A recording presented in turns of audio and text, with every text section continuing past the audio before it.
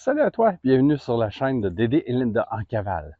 Aujourd'hui, on vous démontre les améliorations faites sur notre roulotte 248 BHSL 2020.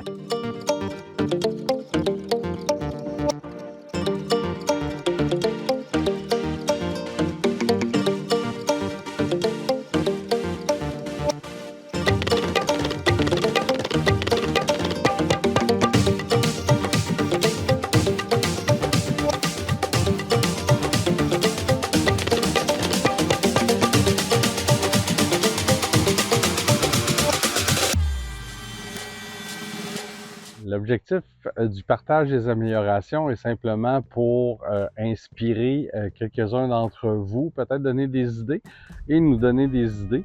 Nous, on le fait pour en lien avec l'utilisation qu'on fait avec la roulotte et les besoins qu'on a. Chaque roulotte n'est pas parfaite, donc il faut faire certaines modifications pour l'améliorer selon nos goûts et selon l'utilisation qu'on y apporte. On va commencer par le côté gauche, côté droite et l'intérieur pour montrer toutes les petites modifications, toutes les subtilités qui rendent notre vie plus pratique et plus performant là, au niveau de l'utilisation. Une des particularités de la 248 BHSL 2020, c'est qu'il y a deux sorties d'eau grise. Une est plus à l'avant et l'autre avec les eaux noires à l'arrière. Donc, une des premières modifications apportées se trouve dans le milieu, près de la première sortie d'eau grise. J'ai créé un tuyau de transport pour le rallonge de sortie d'égout, vu qu'on avait plus de besoin. Pour faciliter le vidangeage des eaux. Ce que c'est exactement, comme vous voyez, c'est des tuyaux d'aération faits en aluminium. Et le bouchon est fait à partir d'un couvert qui était pour boucher et un morceau de bois à l'intérieur pour pouvoir visser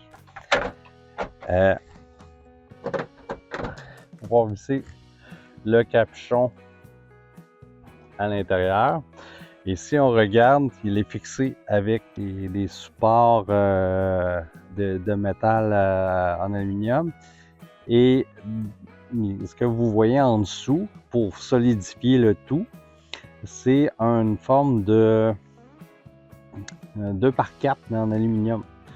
Qui fait que ça empêche les morceaux de plier. Et soutenir le tout. Alors, je me suis fait des supports en bois à partir de deux morceaux de 4x4 et puis des morceaux de 2x10 et c'est vissé et collé. La grandeur et la hauteur est similaire, donc je peux le mettre soit de ce sens-là, soit de l'autre sens, ou soit debout, dépendant du terrain que j'ai. Ce qui me permet de pouvoir mettre les supports pour pouvoir stabiliser la roulotte là, de façon plus rapide et simple, là, sans avoir à tout descendre là, le support. Autre modification apportée dans mon coffre en avant, du côté d'où j'installe mes outils pour le travail et tout. Moi, pour le type de véhicule que j'ai besoin de miroirs pour extensionner. Donc, mes miroirs sont fixés à l'aide d'un élastique au plafond, accrochés là. Ils tiennent là lorsque j'en ai pas besoin. Je me suis installé, comme vous voyez, un genre de panneau perforé au fond, tout ce qui est possible de faire l'installation avec des crochets de quelques articles que j'ai besoin, comme les niveaux pour mettre à niveau, la manivelle manuelle si toutefois mon moine électrique ne fonctionne pas à cause de la batterie est à terre. Et toutes mes sangles de retenue pour quand on tracte. Et Vous ne le voyez pas de ce côté-ci, mais je vais vous transférer. Comme vous voyez de l'autre côté, tel que j'expliquais, je me suis installé un support pour mettre marteau, outils, pour être prêt à être utilisé et facilement accessible. Ce que vous voyez là, c'est j'ai fixé des anneaux dans le but de mettre les tuyaux, fils électriques, etc. Pour justement ne pas les chercher quand on arrive sur un lieu, pour pouvoir les sortir rapidement. Autre particularité que nous avons fait sur la roulotte, elle venait avec une batterie. Moi, ce que j'ai fait, c'est que j'ai changé le compartiment pour avoir accès à 2 batteries à l'avant. Les batteries, c'est 2 batteries marines déchargement profondes connectées en parallèle. Donc en parallèle, ce que ça veut dire, c'est comme si vous ferez la survoltage de voiture. Un positif, c'est un positif, un négatif, c'est un négatif. Au niveau de l'accès négatif pour la recharge des batteries, que ça se fasse comme il faut. L'entrée pour du négatif pour la roulotte est de ce côté et le positif est de ce côté pour justement que les 2 batteries puissent recharger pleine charge et non pas juste une puis l'autre reste vide. Donc ce que j'ai fait, c'est que j'ai acheté d'autres câbles négatifs et positifs. Et puis j'ai fait les branchements en tant que tel pour voir que tout fonctionne bien. Et la raison de ça, c'est comme on fait du bond docking, ce qu'on appelle en termes anglophones, ça nous permet d'avoir un peu plus d'autonomie au niveau d'énergie 12 volts là, quand on est dans un endroit pas de service du tout. Juste à côté, on a les deux bonbonnes de propane. Comme vous voyez ici, il y a un beau petit câble qui passe dans les bonbonnes et lui passe par en dessous et tout ça. C'est dans le but de sécuriser les bonbonnes pour pas qu'il y ait un petit fin qui décide de partir avec une bonbonne parce que lui en manque ou bien ou peu importe la raison. Donc ça l'empêche là la possibilité de vol. Le vol facile du moins. Puis le câble en tant que tel, c'est juste un câble là, pas de vélo. Pris comme un magasin comme Cannon Tower ou des choses comme ça. Cette fois-ci, dans mon coffre avant du côté droite, si vous voyez, vous le savez peut-être pas, mais quand le véhicule a une telle largeur, ça prend des triangles de sécurité. Ceux-ci ont été trouvés sur Amazon. Ce que j'ai fait, c'est que j'ai pris une plaque de métal et que j'ai vissé. Et puis, ceci tient dans l'espacement entre 2 et là. Donc, ils sont facilement accessibles. Donc, si j'ai une crevaison, quoi que ce soit, je peux les sortir et puis aller les installer pour légalement, c'est ce que ça prend. J'ai aussi fait avec des tuyaux ABC des accès pour des supports pour mes cannes à pêche. J'ai fait également des supports avec, vous voyez ici, il y a une hache pour maintenir la hache, pour avoir facilement accès là, pour couper du bois si on va faire un feu. Si on regarde face à l'avant, au niveau de la roulotte, là, dans le coffre, vous voyez un câble ici, vous voyez comme un appareil de contrôle. Ça, c'est pour mon panneau solaire. Donc, j'ai un contrôleur de charge qui est installé ici. Et la façon que ça fonctionne, c'est que je démanche simplement l'anneau. Et cette partie-ci vient se brancher dans la prise solaire. Et cette partie-ci qui va aller plus vers l'avant, ça va se brancher sur les panneaux solaires. Et là, vous avez, je sais pas si vous le voyez à la caméra, là, mais ça indique là, la puissance que j'ai dans mes batteries juste en branchant directement là. Donc, ça permet de garder les batteries le plus à la charge possible pour avoir une autonomie beaucoup plus longue. Une autre des modifications que nous avons pensé, celle-ci est très simple et peu coûteuse. Comme on a un chien, bon, ben, pour avoir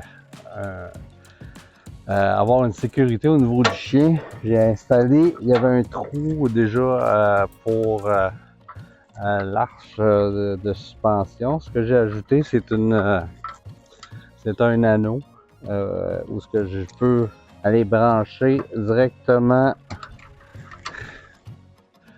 mon câble pour pouvoir sécuriser et attacher mon chien avec une corde d'à peu près 20 pieds. Donc ça lui donne en masse de lousse. Et puis c'est facile d'accès, c'est facile à enlever. Qui nous facilite la vie là, grandement, surtout dans les campings là, où les chiens doivent être en tout temps attachés. Une autre des modifications qui a été faite sur notre roulotte se retrouve auprès de cette porte moustiquaire. Je suis persuadé que la majorité des roulottes neuves n'ont pas cette option-là. Le but, c'est que, comme vous voyez, on a accès, on ouvre la porte et elle s'en va vers là. Bon. Moi, ce que j'ai rajouté ici, c'est la barre. Ça coûte environ une trentaine de dollars là, au Canada. Même 22,95, 23 dollars exactement.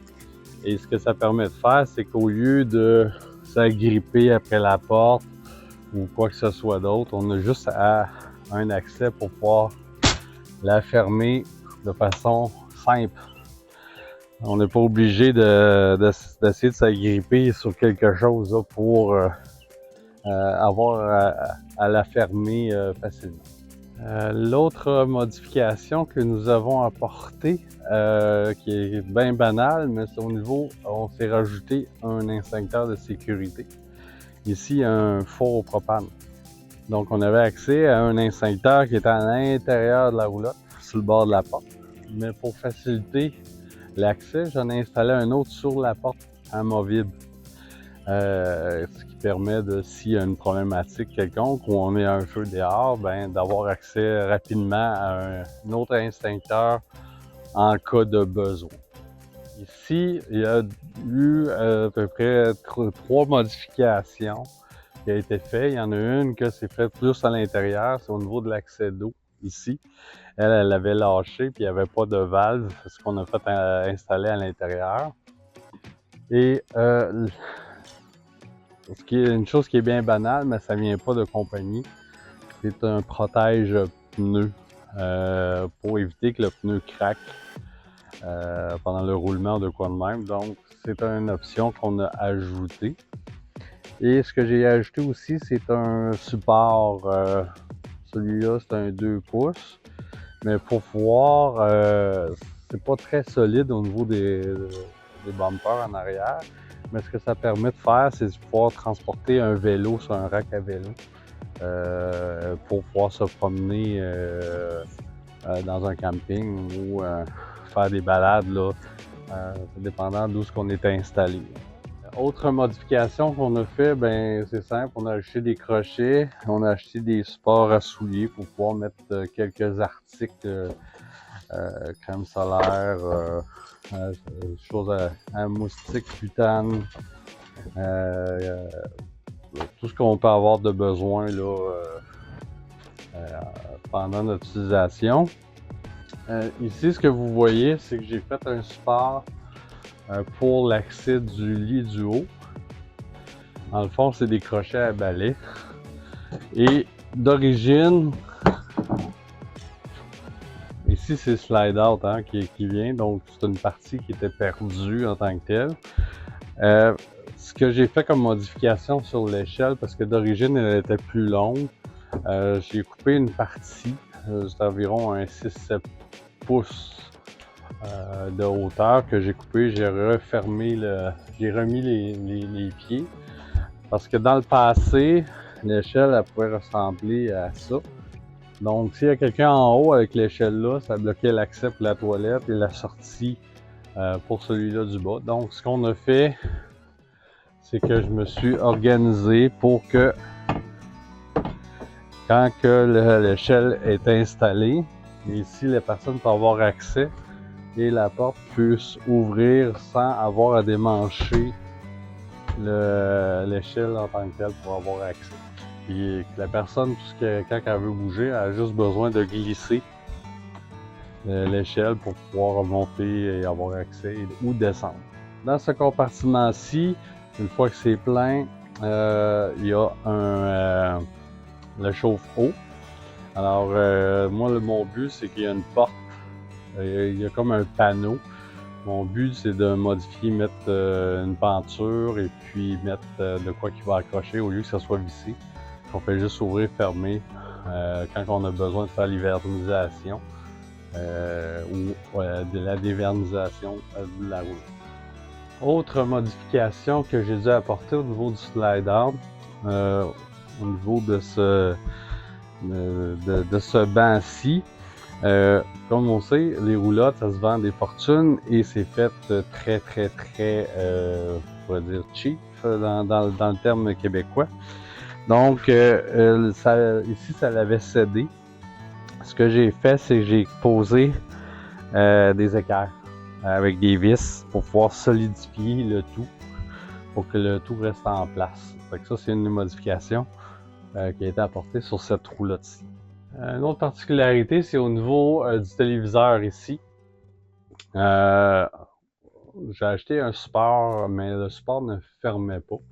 Ce qu'on a fait, c'est qu'on a passé, il y a un trou d'accès pour les fils, tout ça, on a passé un élastique, un gros élastique épais, qui fait que le support ne peut plus bouger en tant que tel pour le transport. Donc, ça nous évite de démancher, remancher, démancher, remancher.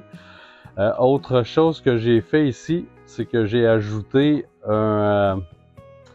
ces roulottes-là est encore au niveau du RCA.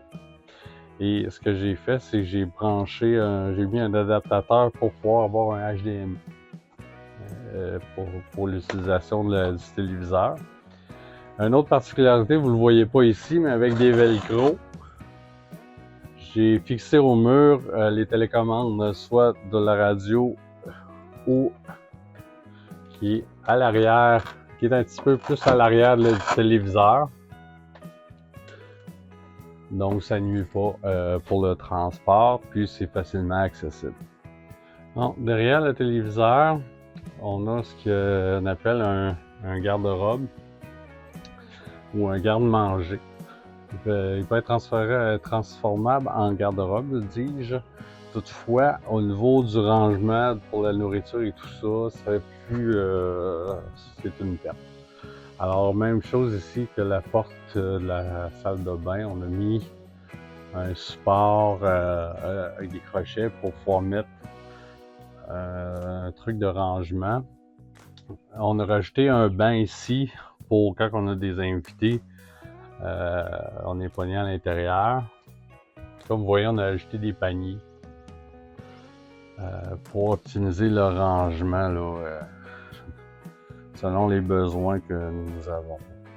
Au niveau de la cuisine, l'amélioration qu'on a apportée, c'est au niveau, on a acheté un panneau qui se vend chez Ikea, c'est un panneau plastifié, ce qui est pratique vu les humidités et tout ça. Donc, vous pouvez acheter des paniers selon vos besoins, mettre vos articles pour optimiser votre fonctionnement au niveau de la cuisine et tout ça.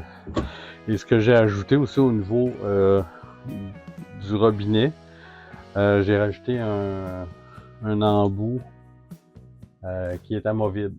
Parce que dans le passé, quand ça vient, je l'ai acheté, ça venait juste avec un bout fixe. Donc, ça nous permet de pouvoir au moins un petit peu manipuler et être capable de plus nettoyer au niveau du lavabo.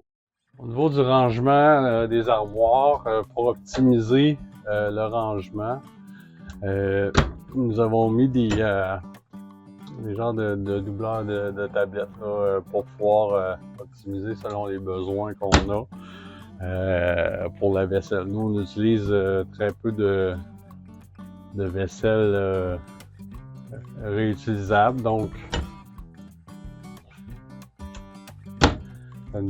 Ça nous permet de faire des rangements là, être plus légers. Ici, on se retrouve au niveau de la chambre. Donc, ce qu'on a fait, c'est que j'ai ajouté des crochets de chaque côté pour maintenir le téléviseur en place. Et c'est un support qui permet d'être amovible et bouger la TV, le mettre dans un angle plus propice à l'écoute pendant qu'on est couché. Donc,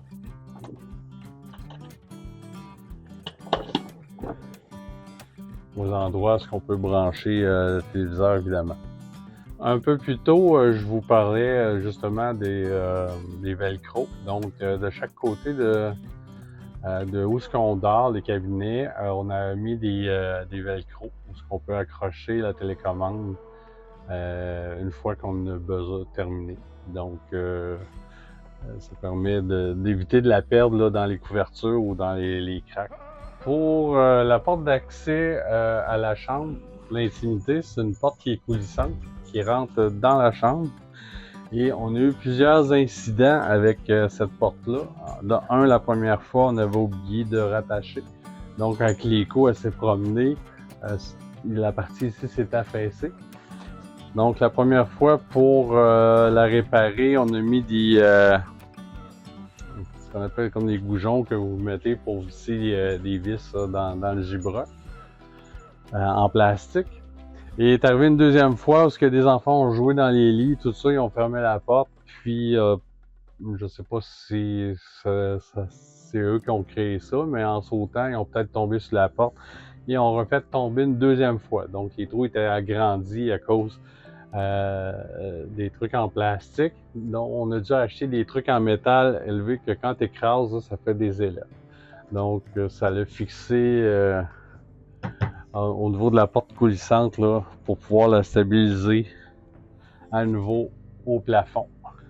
Au niveau de la porte, j'en ai installé des crochets pour pouvoir installer nos clés. Au lieu de chercher nos clés pour la fin de semaine ou quoi de même, ou quelqu'un part puis on a besoin du véhicule, à ce moment-là, les clés sont disponibles en tout temps et c'est impossible là, de les perdre en les laissant là. Donc c'est une petite modification bien pratique. Alors, j'espère que le tout vous a plu. Si vous avez des idées, je vous invite à nous partager ça. Si vous avez aimé, je vous invite à faire un like, à vous abonner à notre chaîne et on se revoit à nos prochaines aventures.